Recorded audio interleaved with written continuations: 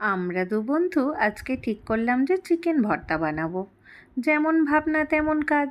Chicken ভর্তা বানানোর জন্য একটা বাটিতে জল গরম বসিয়ে তার মধ্যে তেজপাতা, এলাচ, লবঙ্গ আর চিকেন দিয়ে ভালো করে সেদ্ধ করে নিয়ে তারপর জল থেকে ছেঁকে তুলে একটা পাত্রে ঠান্ডা করতে দেওয়া হয়েছিল। ঠান্ডা হয়ে গেলে চিকেনগুলোকে ভালো করে ছাড়িয়ে ছাড়িয়ে নিয়েছি। জানো তো বন্ধুরা, এই সব রান্নাগুলো আবার আমি একদম ভালো করতে পারি না।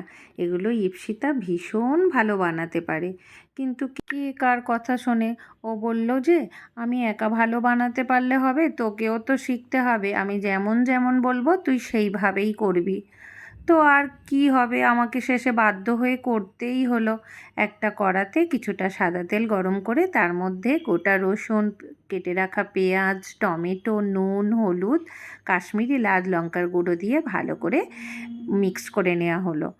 এইবার আমরা দুজনে একসাথে রান্না করব, আর কোনো গণ্ডগোল হবে না তা কি হয়?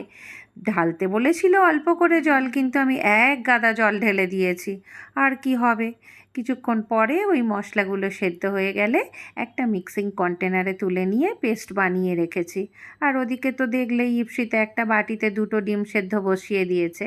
আবার এদিকে একটা কড়া বসিয়ে তার মধ্যে কিছুটা সাদা তেল আর বাটার দিয়ে তারপরে কুচিয়ে রাখা কাঁচা লঙ্কা, নুন, হলুদ, জিরে গুঁড়ো, ধনে গুঁড়ো দিয়ে আর ওই যে পেস্ট বানিয়ে রাখা হয়েছিল সেদ্ধ করা মশলাটা, ওইটা দিয়ে তার মধ্যে চিকেন দিয়ে ভালো করে মশলা আর চিকেন একসাথে মিক্সড করে নেওয়ার পরে উপর থেকে একটু কাসৌরি মেথি আর অল্প সামান্য একটু জল দিয়ে একটু ঢাকনা দিয়ে রান্না হতে দিতে হবে। তারপরে ওই 2-3 মিনিট পরে ঢাকনা খুলে উপর থেকে একটু ফ্রেশ ক্রিম আর ওই যে ডিম সেদ্ধ, ওই ডিম সেদ্ধটা স্লাইস করে কেটে উপর থেকে দিয়ে সুন্দর করে ডেকোরেশন করলেই রেডি চিকেন ভর্তা।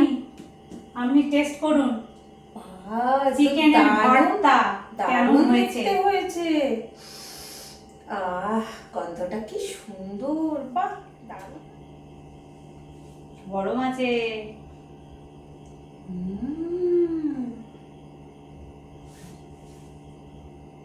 অপূর্ব সুন্দর হয়েছে। তুই তুই তুই খা খা খা। ছোট গাল, মুখটা একটু বড় করে খুলতে। কি ভালো বানিয়েছিস, দারুণ হয়েছে, দারুণ। এক কথায় লাজবাব।